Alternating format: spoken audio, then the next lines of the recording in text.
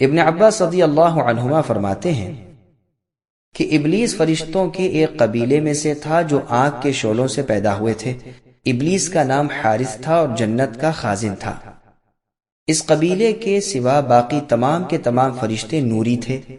قرآن نے بھی ان جنوں کی پیدائش کا بیان کیا ہے اور فرمایا ہے من مارج من نار، آگ کے شعلے کی جو تیزی بلند ہوتی ہے اسے مارج کہتے ہیں، جس سے جن پیدا کیے گئے تھے اور انسان مٹی سے پیدا کیا گیا۔ روئے زمین پر پہلے جن بستے تھے، انہوں نے فساد اور خون ریزی شروع کی، تو اللہ تعالیٰ نے ابلیس کو فرشتوں کا لشکر دے کر بھیجا۔ ان کو جن کہا جاتا تھا۔ ابلیس نے لڑ بھڑ کر مارتے اور قتل کرتے ہوئے انہیں سمندروں کے جزیروں اور پہاڑوں کے دامن میں پہنچا دیا، اور ابلیس کے دل میں تکبر سما گیا کہ میں نے وہ کام کیا ہے جو کسی اور سے نہ ہو سکا۔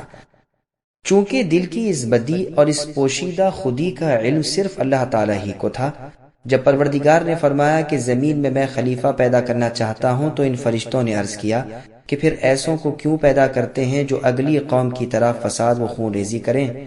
تو انہیں جواب دیا گیا کہ میں جانتا ہوں جو تم نہیں جانتے، یعنی ابلیس کے دل میں جو کبر و غرور ہے اس کا مجھے ہی علم ہے، تمہیں خبر نہیں۔ پھر آدم علیہ السلام کی مٹی اٹھائی گئی جو چکنی اور اچھی تھی۔ جب اس کا خمیر اٹھا تب اس سے آدم علیہ السلام کو اللہ تعالیٰ نے اپنے ہاتھ سے پیدا کیا، اور 40 دن تک وہ یوں ہی پتلے کی شکل میں رہے۔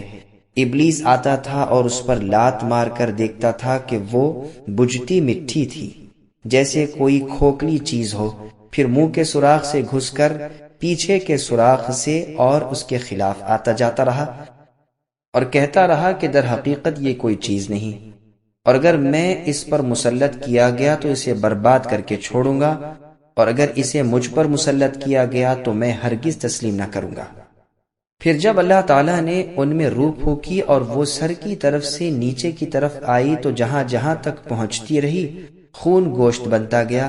جب ناف تک روح پہنچی تو آدم علیہ السلام اپنے جسم کو دیکھ کر خوش ہوئے اور جھٹ سے اٹھنا چاہا، لیکن نیچے کے دھڑ میں روح نہیں پہنچی تھی، اس لیے اٹھ نہ سکے۔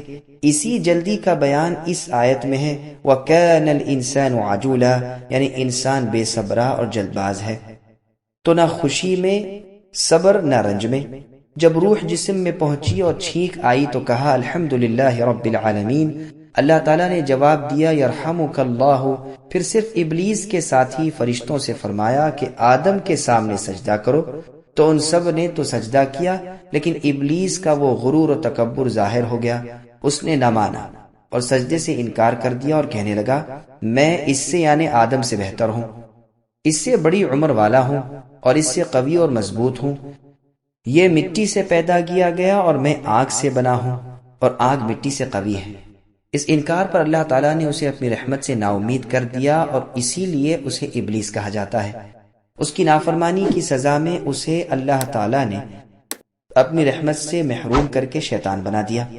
پھر آدم علیہ السلام کو انسان، جانور، زمین، سمندر، پہاڑ وغیرہ کے نام بتا کر ان کو ان فرشتوں پر پیش کیا جو ابلیس کے ساتھ تھے اور آگ سے پیدا شدہ تھے، اور ان سے فرمایا کہ اگر تم اس بات میں سچے ہو کہ میں اس کو زمین میں خلیفہ نہ بناؤں تو ذرا مجھے ان چیزوں کے نام تو بتا دو۔ جب ان فرشتوں نے دیکھا کہ ہماری اگلی بات سے اللہ تعالیٰ ناراض ہیں تو وہ کہنے لگے کہ اے اللہ، آپ اس بات سے پاک ہیں کہ آپ کے سوا اور کوئی غیب نہیں جانتا۔ ہماری توبہ ہے اور اقرار ہے کہ ہم غیب دان نہیں، ہم تو صرف وہی جان سکتے ہیں کہ جو آپ ہمیں معلوم کرا دیں، جیسے کہ آپ نے ان کے نام صرف آدم علیہ السلام کو ہی سکھائے ہیں۔ اب اللہ تعالیٰ نے آدم علیہ السلام سے فرمایا کہ تم انہیں ان تمام چیزوں کے نام بتا دو۔ چنانچہ انہوں نے بتا دیے تو فرمایا اے فرشتو، کیا میں نے تم سے نہیں کہا تھا کہ آسمان و زمین کے غیب کا جاننے والا صرف میں اکیلا ہی ہوں اور کوئی نہیں؟ میں ہر پوشیدگی کو بھی ویسا ہی جانتا ہوں جیسے ہر ظاہر کو، یعنی ابلیس کا اندرونی کبر و غرور بھی میں جانتا تھا اور تم سب اس سے بے خبر تھے۔ لیکن یہ قول غریب ہے اور اس میں بہت سی خامیاں ہیں، ہم اگر انہیں الگ الگ بیان کریں تو مضمون بہت لمبا ہو جائے گا۔ اور ابن عباس رضی اللہ عنہما تک اس اثر کی سند بھی وہی ہے جس سے ان کی مشہور تفسیر مروی ہے۔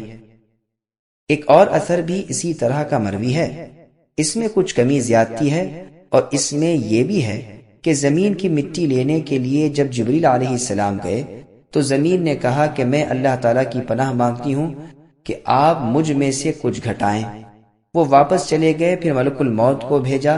زمین نے ان سے بھی یہی کہا، لیکن انہوں نے جواب دیا کہ میں بھی اللہ تعالیٰ کی پناہ میں آتا ہوں کہ میں اللہ کا حکم پورا کیے بغیر واپس چلا جاؤں۔ چنانچہ انہوں نے تمام روئے زمین سے ایک مٹھی مٹی کی لی۔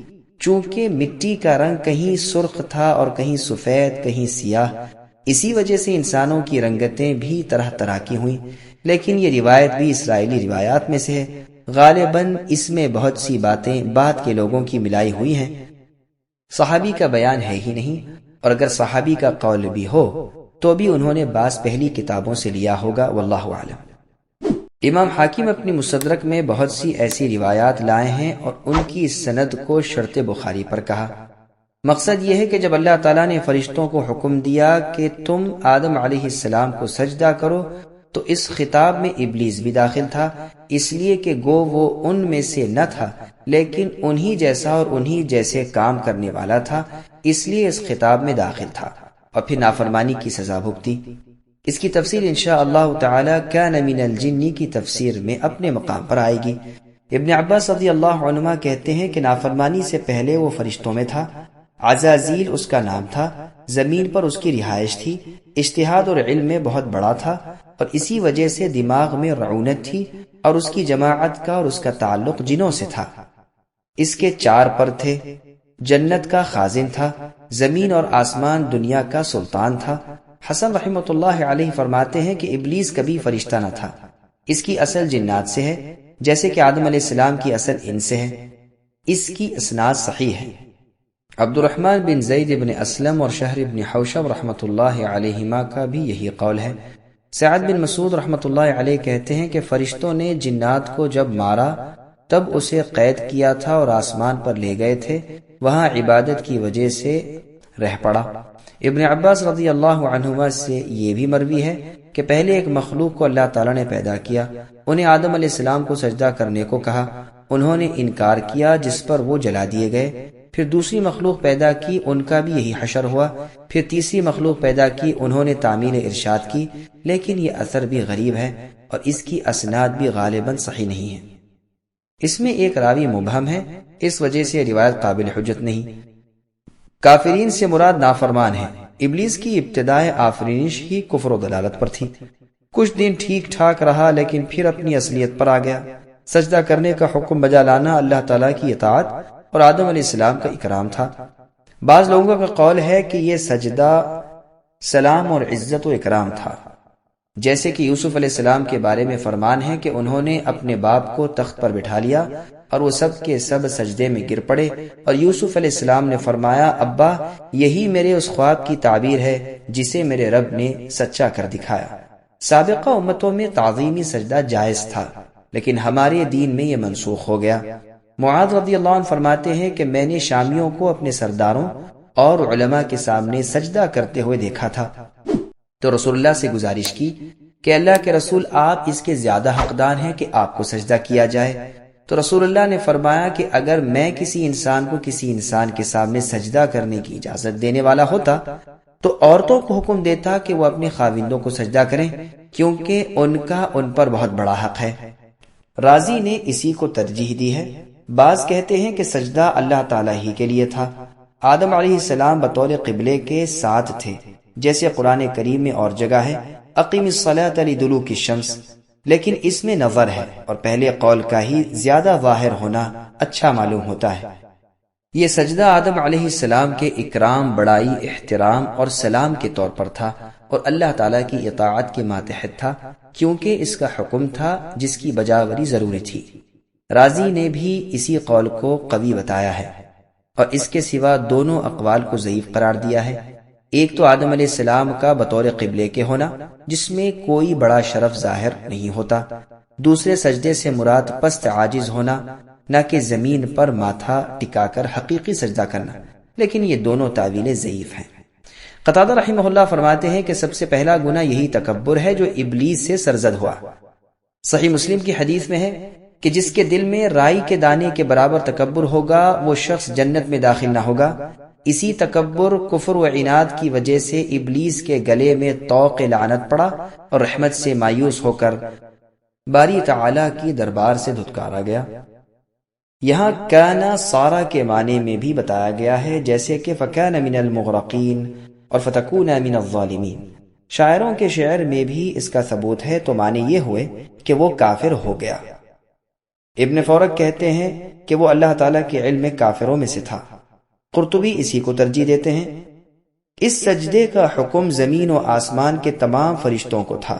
گو ایک جماعت کا قول یہ بھی ہے کہ صرف زمین کے فرشتوں کو یہ حکم تھا، لیکن یہ ٹھیک نہیں۔